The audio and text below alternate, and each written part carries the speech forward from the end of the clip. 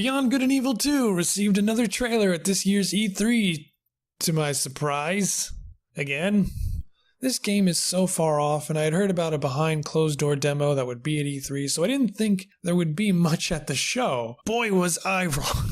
We got Paige and we got Jade with the alpha sections. And you know what? I'm just going to get right into it. I'm going to get into the story, some of the story details at least. So if you don't want to have the game spoiled to you and you've been looking forward to maybe getting around to it someday and you don't want anything ruined for you, then go to the timestamp of this video if you want to hear the rest of my thoughts without any spoilers. But here we go. Spoilers start now. We got Paige and we got Jade with the alpha sections, who I'm assuming are actually the Doms, since Jade is evil here. That would explain a lot, as she used to be a part of them. What's funny about this is that you can tell who's played the game and who hasn't. I've seen a few gaming sites that were confused by what they saw, quite a few, which made them think this was actually a sequel or a reboot. I can understand the confusion, and this trailer could still indicate that this is a reboot of sorts, but I'm pretty sure the team is sticking to their guns that this is a prequel. I think it would just be completely unnecessary to go back on that statement and change things around. That would just cause too much trouble. The appearance of an evil Jade means that this has something to do with Jade's origin, as it was constantly teased that she had some connection with the alien race known as the Doms, and that she isn't entirely human. Also, she's younger here, which means that this, of course, takes place before. So, from that respect, I mean, it's pretty obvious that it is a prequel, because why would she be older? I mean, I guess I can see why some people would maybe then think it's a reboot. I half understand the confusion. Obviously, if you haven't played the first game and you're seeing Jade and she's evil, and you've maybe seen snippets of Beyond Good and Evil, then that would confuse you. But I'm even seeing people who have played the game, apparently, and are confused by what they saw. I don't know why they would be, because this makes a lot of sense, really, actually. We know she had something to do with the Doms, and we know that Paige kept a lot of secrets from her. We found out near the end of the game some of the secrets that he kept from her, including the big one, which was that she had some kind of connection with this strange alien race that thrives on infestation and stuff like that. And even though he sort of revealed some of those secrets and some we found out on our own, even after the game was complete, I think most players still pretty much had the idea that he was still hiding a lot of stuff from her. He's probably told her some things that we haven't been privy to, but he's probably spared her some details that he probably feels are better off not knowing for her sake. And that's going to make things really interesting in terms of this being a prequel, because we're going to get to find out what he told her and what he didn't tell her. And that's going to be really interesting as a prequel. And then this might be me getting really ahead of myself, but wouldn't that be then the perfect setup for the next game, in which we now know Jade's history, whereas Jade herself probably doesn't. That's pretty intriguing. So let's just get right into it. The trailer, much better than the first one. Language was toned down a bit. A lot, actually. The humor wasn't firing off on all cylinders in it, but it's good to see that the quirkiness is still there. Also, Paige, it's been years since we last saw him in that tease of long ago. He actually looks older here despite taking place in the past. Yeah, the graphics are different. Everything's different, but I still feel like he could look maybe a bit younger. I don't know. And I wonder if that's actually the original voice actor of Paige from the first game. I'm not sure. It sounds a lot like him, but I'm not entirely sure. It would be really cool if it was. I would like that. Either way, he still sounds great. He still sounds like Paige, but I wonder if they were able to get the original voice actor, because I really liked that character. But let's get to Jade rocking the evil shoulder pads. I like. She has a katana to boot. I think what's really interesting about this trailer is, first, it's not as far back a prequel as we thought. We might even find out that we might even find out what Jade is and why she's this sort of leader / general figure for the alpha sections, it appears.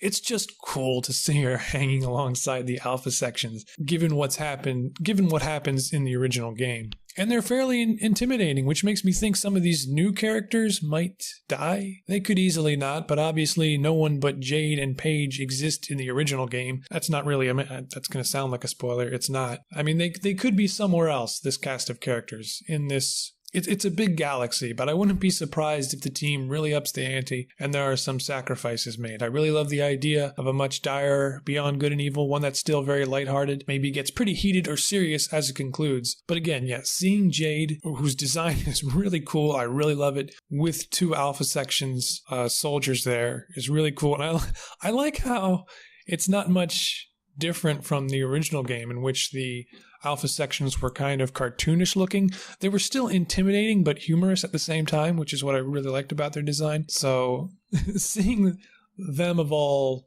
enemies not really having that big of a change despite how goofy and cartoonish they were in the first game is kind of fun. I really like that. To be honest, these CG trailers they've shown, though of terrific caliber and gorgeous to watch, the imaginative character designs and setting really helping accentuate that, are a bit more worrisome to me than comforting, because you know what else does a lot of high quality trailers like this? MMOs and other games that aren't exactly heavily story-driven. Then again, mobile games also get high-quality trailers, and this is not exactly a phone game. The end of this did, however, relieve a lot of that doubt. You know, seeing these story details pretty much at the end of this trailer, the big ones that we needed to see, seeing Paige and then dropping that other hammer or whatever the saying is, and revealing Jade with the Alpha Sections. I love that image. That's just a great image. I don't read live chat usually for this kind of stuff. It's usually never open, but I did see someone joke that the game didn't look close to finished while they were showing the game on stage during the conference. Their ignorance aside, I thought it looked great. Of course, it didn't look fully polished, but the art design alone and seeing that in motion was so good. And seeing the architecture of it and the way the buildings structure and dictate your path, it called up memories of Hillis. Brought a tear to this guy's eye. Well, actually, it didn't, but I got some major spine chills. I still get chills from this, and that's a good sign. The thing that no one understands about technology is just because you can doesn't mean you should. And that's how a lot of people use technology today. And you only need to read one thing for it to just piss you off and make you angry. And it was something like that. Just someone saying, "Hey, it doesn't look really close to finish." Yeah, okay, we've known that. I don't understand why people find the need to take the unnecessary, unneeded risk of not only insulting the people making the game and the game itself and making yourself look ignorant at the same time. But that's what people like that do when they say stuff like that. It's not a major insult. It doesn't bother me, but still saying it makes me angry. The game is far from complete. Why would it look anywhere near finished?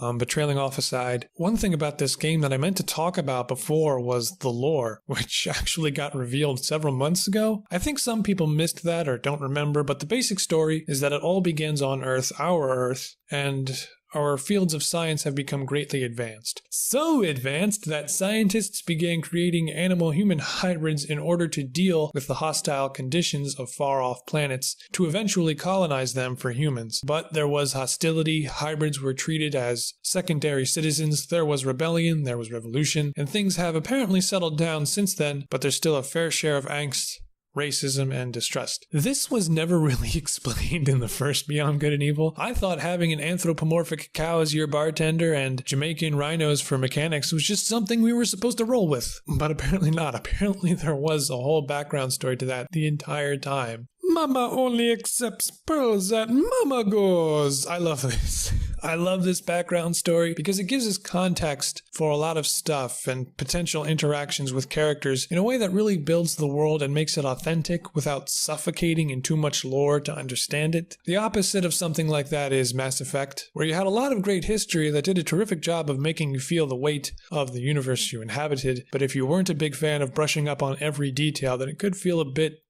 cumbersome. I loved the Mass Effect lore, but I like how simpler Beyond Good and Evils is. It still allows for a bunch of complicated, smaller stories without blurring the bigger picture, if that makes any sense. The only thing that's weird about it is that I still have to get over the fact that Earth has origins in Beyond Good and Evil, which was never stated in the original game. Again, I always thought it was a made-up world, entirely fictional, of course, with no connection to our world at all. All this aside, we still don't know what kind of game this is. In that brief gameplay glimpse, we did see combat with a staff, which is very Beyond Good and Evil. We did see spacecrafts, which we already knew of, but just getting to see it emerge out of that sort of port or garage and into that bustling sci-fi Indian-type city city. It was very pretty. That's the kind of stuff that makes a video game so much fun. I don't know if there's any proper way to explain it or perfectly describe it, but it's when something amazing becomes kind of commonplace over time as you play it. So a good example is running off a sky island in Skyward Sword and calling out for a giant bird as you dive bomb into the sky. And the first time you do that, it's exhilarating, it's fun.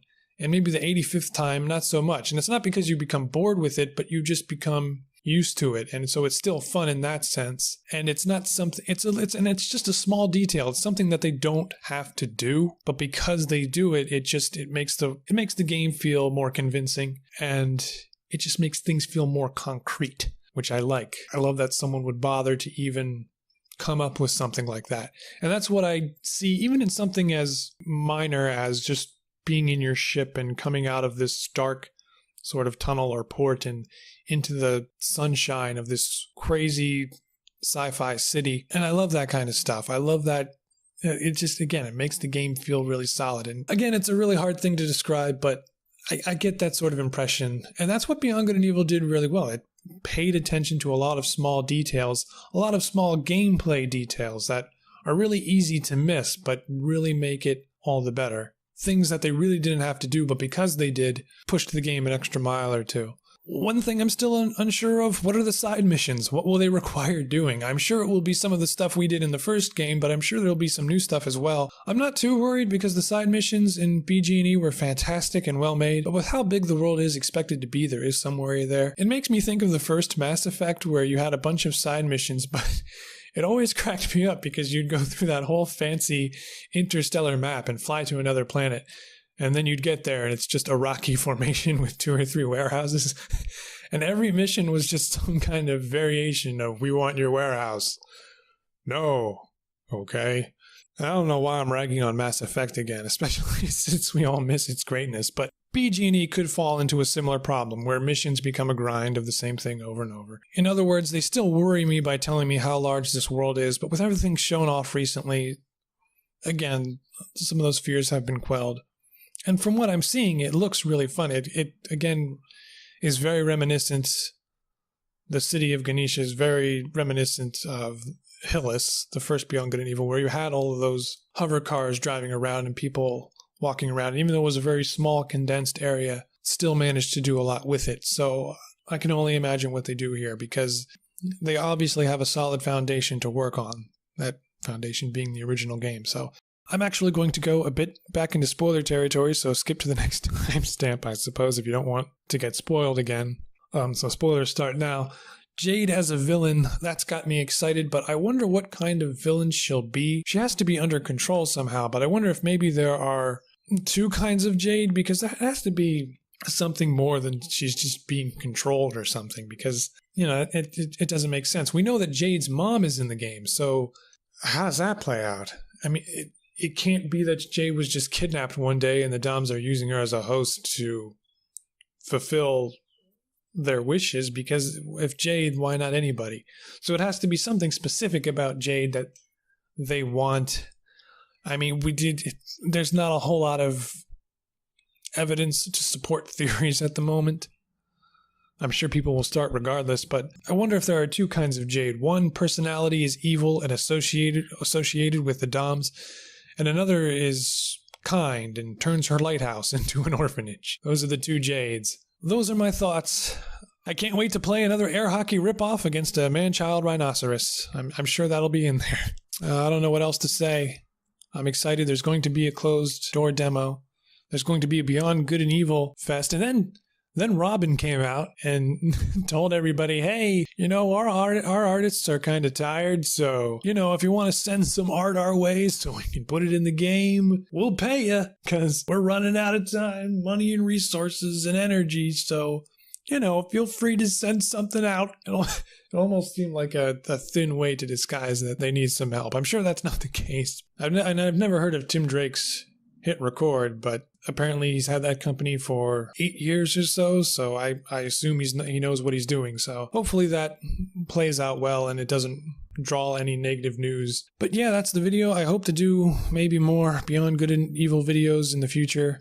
I've been meaning to do them before, but I got sick, really sick, and it wasn't fun. This made my E3 personally. I know a lot of people are disappointed with this E3, but it's always the same every year. It's someone gets upset or someone gets really excited, like, yeah, E3, it's gonna be the best. What the heck happened? That sucked. Every year, it's the same. It's like everyone forgets what happened the previous year. And the truth is, there's a lot more down years to E3 than there are up years. So I don't know why everyone bothers getting too excited or putting their expectations up too high. I mean, I think the last E3 that really lived up to being an E3 was when Sony showed off Last Guardian, Shenmue 3, and Final Fantasy 7, but that's the way it goes. I mean, I just don't think these companies have enough manpower to start more projects and get people excited. And so I'm not too bummed about it. And like I said, I was not expecting all of this information on Beyond Good and Evil. So it's been a fun E3 for me for that regard. It's really the only thing that got me excited for the most part. I think we all know there's only one game left that could possibly break the internet this E3. That game, of course, as we all know, being 2 Hard 3. I don't know. I just love the idea of Phil Spencer standing next to a a life-size cardboard cutout of an anime character. It just really makes my day for some reason. I can't stop smiling when I think about it. In fact, you know what? I don't have to wait for that day to come. I can just do it myself. So let's try it. Let's try it. There we go. That looks real nice. Get your Tamaki hype on. Only on Xbox. Only on Xbox One X. Power to the players. All right, I don't know why I ended on this note. Thanks for watching, everybody. Feel free to comment. I like to reply to as many comments as I can, and it's always interesting to hear other people's thoughts on it. So if you have any thoughts and you feel like commenting, feel free to comment. Good or bad, doesn't matter. Like, share, subscribe. I don't know. I don't care. Thanks for watching, everybody. Hope you enjoyed the video. See you next time. Oh, that was exhausting. But I nailed it. I nailed it.